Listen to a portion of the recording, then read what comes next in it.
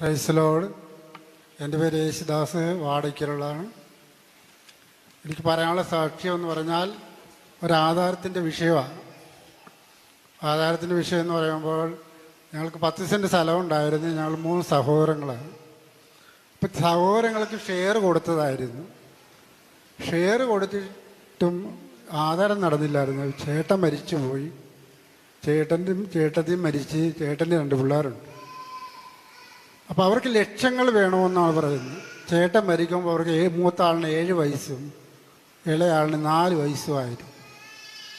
ഇത് അങ്ങനെ അവരെ വളർത്തി ഞാൻ വലുതാക്കി ഇവരെ കെട്ടിച്ച് കഴിഞ്ഞപ്പോൾ ചേട്ടൻ്റെ മകള് പറയുന്നു 5 ലക്ഷം രൂപ വേണമെന്ന് ആധാരത്തിൽ ഒപ്പിടണം. ചേട്ടൻ്റെ മകൻ പറയുന്നു എനിക്ക് ലക്ഷങ്ങൾ വേണമെന്നാണ് പറയുന്നത്. ഞാൻ തരത്തില്ല. ചേട്ടന് ഞാൻ ഓഹരി കൊടുത്ത് ചേട്ടൻ സ്ഥലം വാങ്ങിച്ചിട്ടുണ്ട്, അവിടെ വീട് വെച്ചിട്ടുണ്ട്. അങ്ങനെ വർഷങ്ങൾ കടന്നിട്ട് ഇവരെ ഒപ്പിടത്തില്ല. ഞാൻ എല്ലാ ദിവസവും IMS വൈകുന്നേരം 5 മണിക്ക് കുർബാനയ്ക്ക് വരും. വരുന്ന സമയത്ത് IMS അമ്മയോട് ഞാൻ പ്രാർത്ഥിക്കുമായിരുന്നു ഈ ആധാരത്തിൻ്റെ വിഷയം.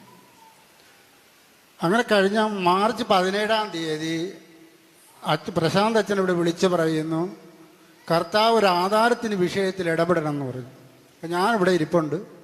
ഞാൻ വിചാരിച്ച എൻ്റെ കാര്യങ്ങളാണ് ഈ ആധാരം എന്ന് പറയുമ്പോൾ എൻ്റെ കാര്യങ്ങളാണെന്ന് പറഞ്ഞ് ഞാൻ വിശ്വസിച്ച് പോയി കഴിഞ്ഞ് 2 ദിവസം കഴിഞ്ഞപ്പോൾ പിള്ളേർ വിളിച്ചിട്ട് പറഞ്ഞ് ഞങ്ങൾ ഒപ്പിട്ട് തരാം, ചിറ്റപ്പൻ ആധാരം നടത്തിക്കുമെന്ന് പറഞ്ഞു. ഞാൻ പറയും ആധാരം നടത്തിക്കോളാം, നിങ്ങളുടെ ആധാരത്തിൻ്റെ കോപ്പി തരാൻ പറഞ്ഞു. അങ്ങനെ അവർ ആധാറിൻ്റെ കോപ്പി നടന്ന് മാർച്ച് 25-ാം തീയതി ആധാരം നടത്തി. അവർ എല്ലാവരും വന്നു ഒപ്പിട്ട് എനിക്ക് ആധാരം എൻ്റെ കയ്യിൽ കിട്ടി. അങ്ങനെ IMS അമ്മയ്ക്കും തിരുക്കുമാരന് 1000 നന്ദി പറയുന്നു.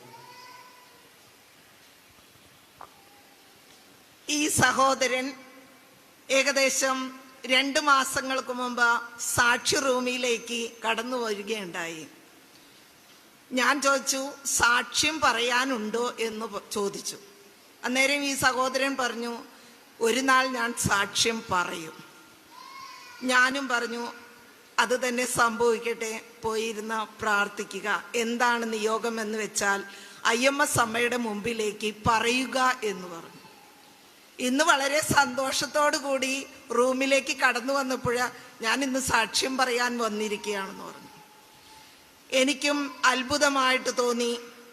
ആ സഹോദരൻ്റെ വേദന, കുടുംബത്തിൻ്റെ വേദന എന്നോട് ഷെയർ ചെയ്യുകയുണ്ടായി.